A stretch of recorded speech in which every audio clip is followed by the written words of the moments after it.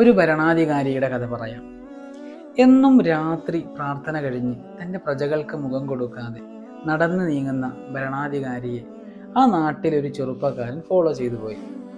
കുറേ ദൂരം സഞ്ചരിച്ചപ്പോൾ ഒരു ചെറിയ കുടിലിൻ്റെ മുന്നിലേക്ക് ഈ ഭരണാധികാരി എത്തുകയും ആ വീട്ടിലേക്ക് കയറി പോവുകയും ചെയ്തു. ഒരു മരത്തിൻ്റെ ചുവട്ടിൽ ആ ചെറുപ്പക്കാരൻ ഒളിച്ചിരുന്നു. കുറച്ച് കഴിഞ്ഞപ്പോൾ ആ ഭരണാധികാരി ഒന്നും സംഭവിക്കാത്തതുപോലെ ആ വീട്ടിൽ നിന്നും തിരിച്ചിറങ്ങുകയും നടന്നു നീങ്ങുകയും ചെയ്തു. ഇത് കണ്ടപ്പോൾ ആ ചെറുപ്പക്കാരൻ അത്ഭുതത്തോടെ ആ വീട്ടിലേക്ക് കയറി ചെന്നു. എന്താണ് സംഭവിച്ചത് എന്നറിയണം. വീട്ടിലേക്ക് കയറി ചെന്നപ്പോൾ അദ്ദേഹം കണ്ട കാഴ്ച അദ്ദേഹത്തെ വല്ലാതെ അത്ഭുതപ്പെടുത്തി. ഒരു കട്ടിൽ, ആ കട്ടിലിൽ തളർന്നു കിടക്കുന്ന ഒരു ഉമ്മയുണ്ട്. 2 കണ്ണുകൾക്കും കാഴ്ചയില്ല. ഉമ്മയെ കണ്ടപ്പോൾ ഈ ചെറുപ്പക്കാരൻ ചോദിച്ചു, ഉമ്മ, നേരത്തെ വന്ന ആള് എന്തിനാണ് ഇങ്ങോട്ട് വന്നത്?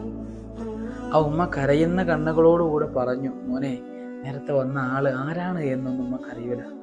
പക്ഷെ അയാൾ എന്നും രാത്രി ഇവിടെ വരാറുണ്ട്, എൻ്റെ വസ്ത്രങ്ങളൊക്കെ അലക്കി തരാറുണ്ട്, എനിക്ക് ഭക്ഷണം പാകം ചെയ്ത് തരാറുണ്ട്, അതെന്നെ കഴിപ്പിക്കാറുണ്ട്, എന്നെ വൃത്തിയാക്കാറുണ്ട്, അയാൾ എന്നും തിരിച്ചു പോകാറുണ്ട്.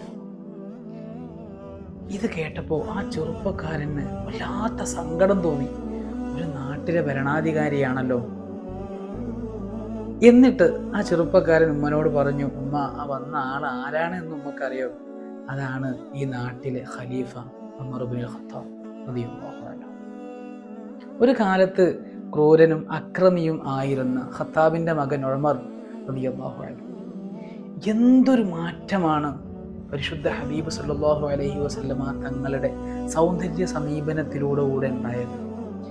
ദീനിന്റെ വെളിച്ചം കിട്ടിയതോട് കൂടിയിട്ട് മഹാനായ ഉമർ റളിയല്ലാഹു അൻഹു പഴയ ആ ഒരു കാടത്തത്തിൽ നിന്നും മാനവികതയുടെ രൂപത്തിലേക്ക് ലോകം കണ്ട ഭരണാധികാരിയായിട്ട് മാറാൻ സാധിച്ചു എന്നത് വളരെ വലിയ സന്തോഷം തന്നെയാണ്.